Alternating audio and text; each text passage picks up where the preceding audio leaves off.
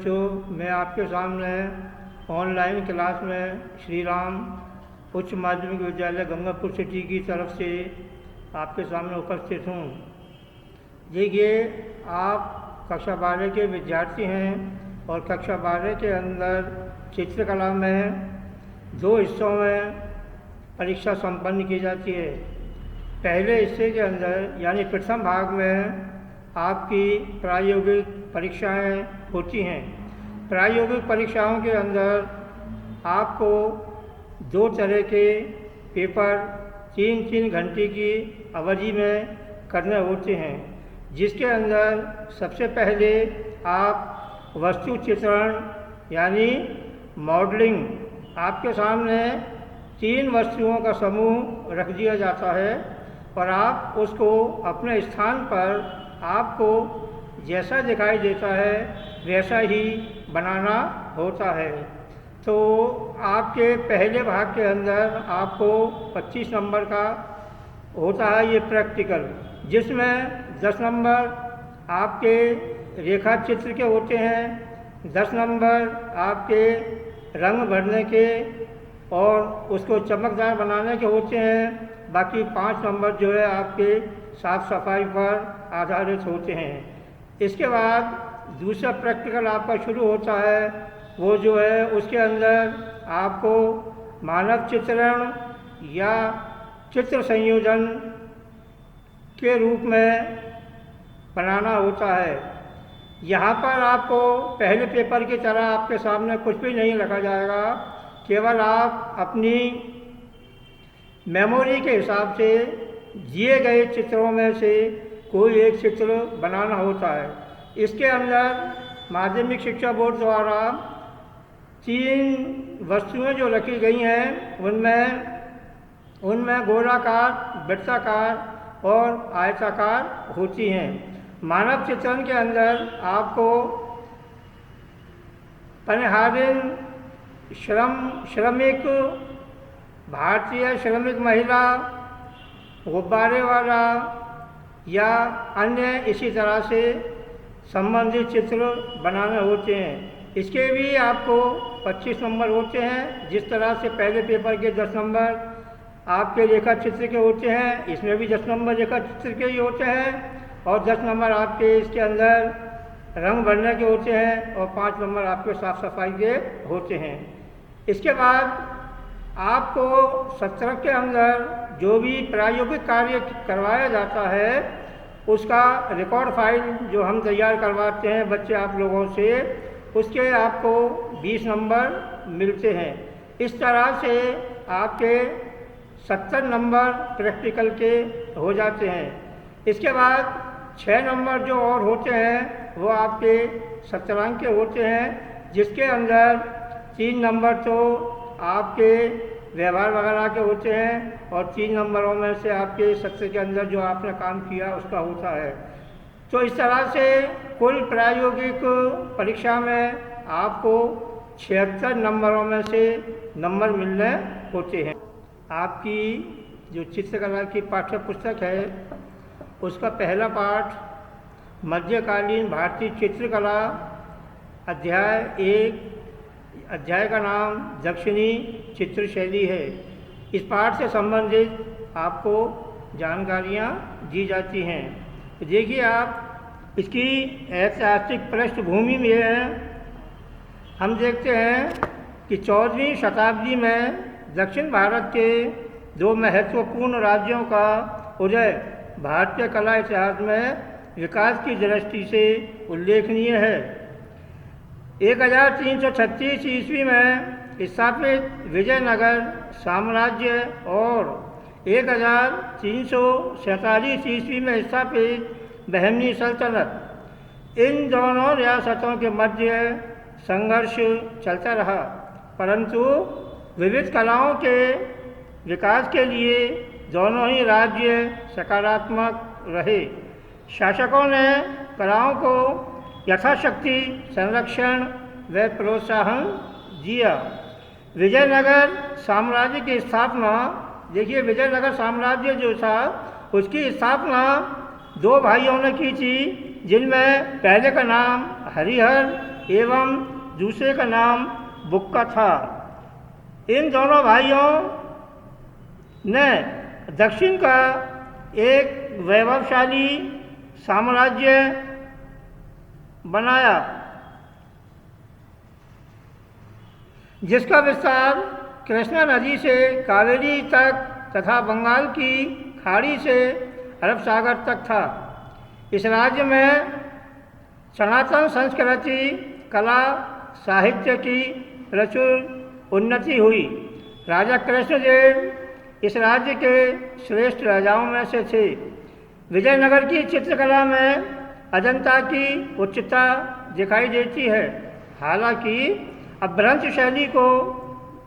शैली के लक्षण यहाँ भी उपस्थित हैं। लेपाक्षी वीरभद्र मंदिर की भित्तियों पर अंकित विजयनगर की चित्रकला के अद्भुत उदाहरण दर्शनीय हैं।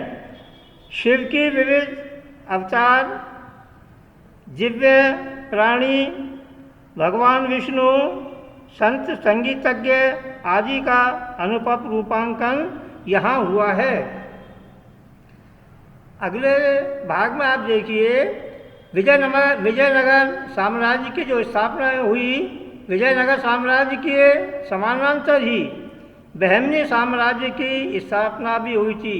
जिस तरह विजयनगर साम्राज्य की स्थापना हुई थी, उसी के साथ साथ बहमनी सल्तनत की भी स्थापना हुई थी। इस सल्तनत का नाम सुल्तान अलाउद्दीन बहमन शाह से बहमनी सल्तनत पड़ा। बहमनी सल्तनत सुल्तान अलाउद्दीन शाह जो बहमन थे, उनके नाम पर ही इसका नाम बहमनी सल्तनत पड़ा। इस रियासत में फिरोज शाह बहमनी विद्वान व कला प्रेमी शासक हुआ। यह विविध भाषाओं के साथ साथ गणित व विज्ञान के प्रति भी अत्यंत रुचि रखता था। इस सल्तनत ने उत्तर व दक्षिण के मध्य सांस्कृतिक सेतु यानी का पुल का कार्य किया। इस राज्य में ईरानी प्रभाव वाली चित्रकला का विकास हुआ। यहाँ पनपी कला इतिहास में दक्षिणी शैली कहलाती है। यानी बहमनी सल्तनत के अंदर जो कला पनपी, उस कला को हम बहमनी कला के नाम से या दक्षिणी शैली के नाम से जानते हैं। अहमद शाह वली बहमनी ने बीदर दुर्ग के रंग महल में बेल बूटों की प्रधानता वाला चित्रांकन करवाया। बहमनी सल्तनत के जो बीदर दुर्ग में जो रंग महल है, उसके अंदर बेल बूटों की प्रधानता वाले चित्र दिखाई देते हैं। बहमनी शासक धर्मभीरू थे, जिसके कारण पड़ोसी राज्य विजयनगर में पल्लवित सनातनी कला को न तो अपना पाए और न ही कुछ सीख पाए। 15वीं शताब्दी में सत्ता लोलुपता आपस में लड़कर यह रियासत 5 राज्यों में बढ़ गई। सत्ता प्राप्ति के लिए ये राज्य आपस में लड़े और उसके बाद में ये राज्यों को 5 राज्यों में बांटा गया, जिनमें पहला अहमदनगर, दूसरा बीजापुर, तीसरा गोलकुंडा, चौथा विरार और 5वां बीदर है। लेकिन सत्ता विस्तार की कामना से, सत्ता को और अधिक बढ़ाने की लालच में ये 5 राज्यों ने एक होकर के विजयनगर के गौरवशाली राज्य को हरा दिया, यानी परास्त कर दिया तथा उन्हें 5 अलग हो गए। बाद में अहमदनगर ने विरार को और बीजापुर ने बीदर को अपने अधीन कर लिया। ऐतिहासिक दृष्टि से इन रियासतों की कला महत्वपूर्ण है। यहाँ की कला ईरानी प्रभाव युक्त है। ऐतिहासिक दृष्टि से अगर देखा जाए तो इन रियासतों की जो कला है वो बहुत ही महत्वपूर्ण है और यहाँ की कला पर ईरानी कला का प्रभाव साफ दिखाई देता है, परंतु मुग़ल कला से भिन्न है। लेकिन ये प्रभाव ईरानी दिखाई तो देता है, परंतु इसमें जो है मुग़ल कला जैसी कोई बात नज़र नहीं आती, उससे भिन्न है। कला इतिहास हरमैन गोयर्ज के अनुसार दक्षिणी चित्रकला पर दक्षिणी ईरानी व अरेबियन कला का प्रभाव तथा मुग़ल चित्रकला पर उत्तरी ईरानी व तुर्की कला का प्रभाव पड़ा। देखिए, आपको जो पढ़ाया उसमें से जो महत्वपूर्ण प्रश्न निकल के आते हैं वो ये हैं कि विजयनगर के साम्राज्य की स्थापना कब हुई। तो देखिए, इसका उत्तर है विजयनगर की स्थापना 1336 ईस्वी में की गई थी और 1347 ईस्वी में बहमनी सल्तनत की स्थापना हुई थी। तो बहमनी सल्तनत की स्थापना 1347 ईस्वी में हुई और विजयनगर की स्थापना 1336 ईस्वी के अंदर हुई थी। प्रश्न ये बनता है कि विजयनगर साम्राज्य की स्थापना किन के द्वारा की गई। तो देखिए, इसका सीधा साधा सा उत्तर ये है कि विजयनगर की स्थापना हरिहर एवं बुक्का नामक जो दो भाई थे उनके द्वारा की गई थी। इसका विस्तार कहाँ से कहाँ तक है। तो देखिए, इसके विस्तार के लिए कृष्णा नदी से कावेरी नदी तथा बंगाल की खाड़ी से अरब सागर तक इसका विस्तार था। कृष्णदेव राजा इस राज्य के श्रेष्ठ राजाओं में शुमार किए जाते हैं। विजयनगर की चित्रकला पर किस शैली का प्रभाव पड़ा। तो विजयनगर की चित्रकला पर अजंता की उच्चता दिखाई देती है। हालांकि यहाँ पर अभ्रंश शैली के लक्षण भी प्राप्त हुए, जैसे कि लेपाक्षी वीरभद्र मंदिर की भित्तियों पर अंकित विजयनगर की चित्रकला का अद्भुत उदाहरण है। प्यारे बच्चों, अब आपके सामने अहमदनगर जो साम्राज्य है उससे संबंधित जानकारियाँ रखी जा रही हैं। देखिए, विजयनगर साम्राज्य को हराने में अहमदनगर के सुल्तान हुसैन निज़ाम शाही की अहम भूमिका थी। उसकी मृत्यु के पश्चात उनका जो बालक था यानी उनका जो बेटा था उसको वारिस घोषित किया गया था। लेकिन राज्य का कामकाज जो है मुर्तज़ा की माँ संभालती थी। बाद में अकबर की सहायता से मुर्तज़ा से उसके छोटे भाई बुरहान ने सत्ता हासिल की। मुर्तज़ा के समय तारीख़ हुसैन शाही नामक ग्रंथ का चित्रण हुआ, जिस पर मालवा के नियामतनामा का प्रभाव दिखाई देता है। इस ग्रंथ में हुसैन निज़ाम शाही के विवाह दृश्यों में नारी आतियों का मनोरम व भावपूर्ण चित्रांकन हुआ है, जिनकी वेशभूषा उत्तर भारतीय है। चित्र आपके सामने है। यहाँ चित्रित रागमाला चित्रावली में अंकित राग हिंडोल एक अद्भुत चित्र है। रागमाला चित्रावली में अंकित राग हिंडोल जो है वो एक अद्भुत चित्र है। इसमें ये चित्र ऊंचाई में गोलाकार क्षितिज द्वारा शैली की विशेषता है, यानी का बनाया गया है। बाद में मुगलिया प्रभाव के कारण यहाँ चमकदार रंग, सुनहरी आसमान व अलंकृत प्रकृति का भी अंकन हुआ है। इसके बाद में अगला जो टॉपिक है वो है बीजापुर। तो देखिए, बीजापुर आदिल शाह सुल्तान की सल्तनत थी। यहाँ के सुल्तान इस्माइल आदिल शाह स्वयं चित्रकार थे। इतिहास प्रसिद्ध विदुषी चांद सुल्ताना इसी राज्य के सुल्तान अली आदिल शाह प्रथम की पत्नी थी, जो स्वयं चित्रकला में निपुण थी। खगोल विद्या पर आधारित सचित्र ग्रंथ जिसका नाम नुज़ुमुल उलूम है की रचना भी इन्हीं के समय की गई थी। बीजापुर के अधिसंख्य सुल्तानों का झुकाव चित्रकला के प्रति रहा। अपनी रुचि के अनुसार उन्होंने चित्र बनवाए एवं चित्रकारों को प्रोत्साहित किया। वहाँ की कला पर जहांगीरकालीन मुग़ल कला का व्यापक प्रभाव पड़ा। बीजापुर के चित्रों में ख़ास तौर से सघन वन में स्त्री, हाथियों की लड़ाई, चांद बीवी पोलो खेलते हुए आदि प्रमुख चित्र रहे हैं और प्रसिद्ध चित्र हैं। चित्र संख्या 2 को देखिए आप। यहाँ चेहरा यानी बीजापुर शैली में चित्रित चेहरे जो है वो चमकदार, पृष्ठभूमि साधारण परंतु हरी भरी अंकित की गई है। 16वीं शताब्दी के उत्तरार्ध में यहाँ की कला में मौलिकता नष्ट हो गई। अब आता है तीसरा गोलकुंडा। गोलकुंडा के बारे में देखिए आप।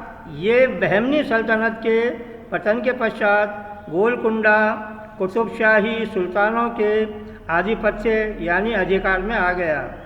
इब्राहिम कुतुब शाह 1550 ईस्वी में यहाँ का शासक बना। बाद में इस रियासत की राजधानी हैदराबाद बनाई गई। यह राजवंश मूलतः ईरानी था, जिस कारण ईरानी सत्ता से यहाँ के मधुर संबंध थे। उन्नत व्यापारिक केंद्र होने के कारण यह धनवान रियासत थी। कला विकास के लिए यहाँ के शासक प्रचुर मात्रा में धन खर्च करते थे। गोलकुंडा हीरों के लिए भी प्रसिद्ध रहा है। यहाँ के नारी चित्र सौंदर्य से परिपूर्ण हैं।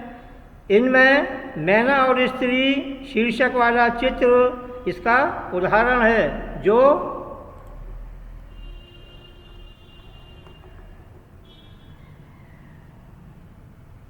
डबलिन के चेस्टरवेरी संग्रहालय में सुरक्षित है। चित्र संख्या 3 देखिए आप। मोहम्मद कुतुब शाह के समय दरबारी दृश्य व मुखाकृतियों का सुंदर अंकन हुआ। हैदराबाद व गोलकुंडा दोनों ही स्थानों पर चित्रकला का श्रेष्ठ विकास हुआ।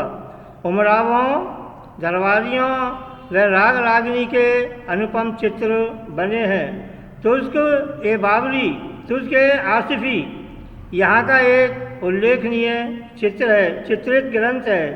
नारी चित्रण को गोलकुंडा शैली ने नई ऊंचाइयाँ दी, लेकिन कालांतर में इस शैली पर मराठा चित्रकला व मीनाकारी का प्रभाव बढ़ गया, जिससे इसकी मौलिकता नष्ट हो गई।